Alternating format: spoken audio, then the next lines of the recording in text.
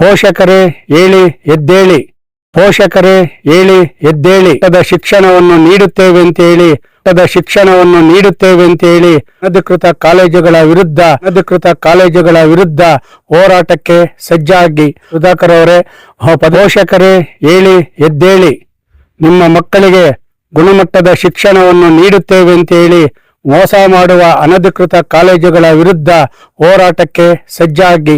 ಉನ್ನತ ಮಟ್ಟದ ಶಿಕ್ಷಣ ಸಚಿವರಾದ ಡಾಕ್ಟರ್ ಸುಧಾಕರ್ ಅವರೇ, ಪದವಿ ಪೂರ್ವ ಶಿಕ್ಷಣ ಇಲಾಖೆಯ ಅಧಿಕಾರಿಗಳೇ, ನಾಪತ್ತೆ ಆಗಿದ್ದೀರಾ? ಇಲ್ಲವೇ ಅನಧಿಕೃತ ಕಾಲೇಜುಗಳ ಜೊತೆ ಶಾಮೀಲಾಗಿ ಅವರಿಗೆ ಕಾಲೇ ನಡೆಸಲು ಅನುಮತಿ ಕೊಟ್ಟು ಅವರಿಗೆ ಗುಲಾಮರಾಗಿದ್ದೀರಾ ಅಂತೇಳಿ ರೈತ ಸಂಘದಿಂದ ಪ್ರಶ್ನೆ ಮಾಡ್ತಾ ಇದ್ದೀವಿ.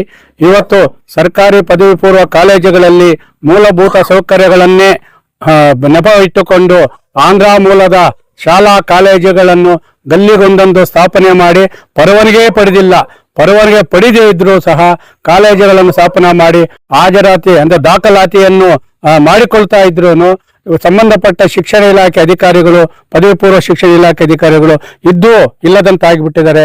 ನಮ್ಮ ಕೋಲಾರ ಜಿಲ್ಲೆಯ ಪಾಲಿಗೆ ಅವರು ನಾಪತ್ತೆ ಆಗಿಬಿಟ್ಟಿದ್ದಾರೆ. ಆ ಒಂದು ಪದವಿ ಪೂರ್ವ ಕಾಲೇಜುಗಳು ಮತ್ತು ಕಾಲೇಜುಗಳನ್ನು ನೀಡುವಂತಹ ಭಿಕ್ಷೆಗೆ ಈ ಒಂದು ಪದವಿ ಪೂರ್ವ ಶಿಕ್ಷಣ ಇಲಾಖೆ ಅಧಿಕಾರಿಗಳು ನಾಪತ್ತೆ ಆಗಿಬಿಟ್ಟಿದ್ದಾರೆ. ಇದಕ್ಕೆ ಉದಾಹರಣೆ ಎಂದರೆ ಕೋಲಾರ ಜಿಲ್ಲೆಯಲ್ಲಿ ಅನಧಿಕೃತವಾಗಿ ಸ್ಥಾಪನೆಯಾಗುತ್ತಿರುವ ಆಚಾರ್ಯ ಕಾಲೇಜು. ನಿಮ್ಮ ಮಕ್ಕಳ ಭವಿಷ್ಯಕ್ಕಾಗಿ ನಮ್ಮ ಕಾಲೇಜಿಗೆ ಸೇರಿಸಿ ಅಂತೇಳಿ ಇವತ್ತು ದಾಖಲಾತಿಯನ್ನು ಪ್ರಾರಂಭ ಮಾಡ್ತಾ ಇದ್ದಾರೆ.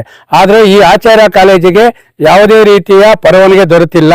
ನಾವು ಬೆಂಗಳೂರಲ್ಲಿ ಪರವಾನಗಿ ಅರ್ಜಿ ಹಾಕಿದ್ದೀವಿ ಅಂತ ಹೇಳ್ತಾರೆ.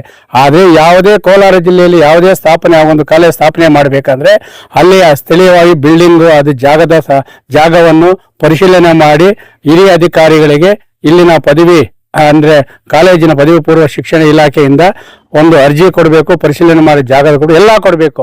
ಆದರೆ ಎಲ್ಲ ನಿಯಮಗಳನ್ನು ಉಲ್ಲಂಘನೆ ಮಾಡಿ ನಾವು ಅರ್ಜಿ ಹಾಕಿದ್ದೀವಿ ಮೇಲಧಿಕಾರಿಗಳಂತ ಹೇಳಿ ಇವತ್ತು ಗುಪ್ತಾ ಕಾಲೇಜಿನ ಕಟ್ಟಡದಲ್ಲಿ, ಮೊದಲು ಗುಪ್ತಾ ಕಾಲೇಜ್ ಇತ್ತು, ಆ ಕಟ್ಟಡದಲ್ಲಿ ಆಚಾರ್ಯ ಕಾಲೇಜ್ ಅಂತೇಳಿ ಸ್ಥಾಪನೆ ಮಾಡುವ ಮುಖಾಂತರ ನಿಮ್ಮ ಮಕ್ಕಳ ಭವಿಷ್ಯವನ್ನು ರೂಪಣೆ ಮಾಡ್ತೀವಿ ಅಂತೇಳಿ ಅಡ್ಮಿಷನ್ ಫೀಸೇ ಅಂದ್ರೆ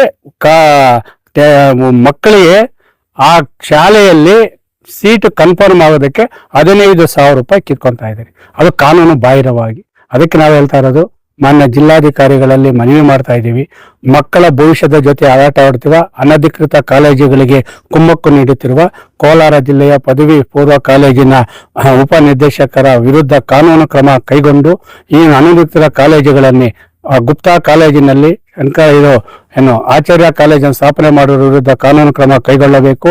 ಅದು ಪತ್ರಿಕೆ ಹೇಳಿಕೆ ಮುಖಾಂತರ ಕೋಲಾರ ಜಿಲ್ಲಾ ಅನಧಿಕೃತ ಶಾಲಾ ಕಾಲೇಜುಗಳಲ್ಲಿ ದಾಖಲಾತಿ ಮಾಡದಂತೆ ಪೋಷಕರಲ್ಲಿ ಕರಪತ್ರದ ಮುಖಾಂತರ ಜಾಗೃತಿ ಮೂಡಿಸಿ ಸರ್ಕಾರಿ ಕಾಲೇಜುಗಳಿಗೆ ಹೆಚ್ಚಿನ ಮೂಲಭೂತ ಸೌಕರ್ಯ ನೀಡಿ ಹಾಜರಾತಿಯನ್ನು ಹೆಚ್ಚಿಸುವ ಮುಖಾಂತರ ಬಡ ರೈತ ಕೂಲಿ ಕಾರ್ಮಿಕರ ಮಕ್ಕಳ ಭವಿಷ್ಯವನ್ನು ರಕ್ಷಣೆ ಮಾಡಬೇಕು.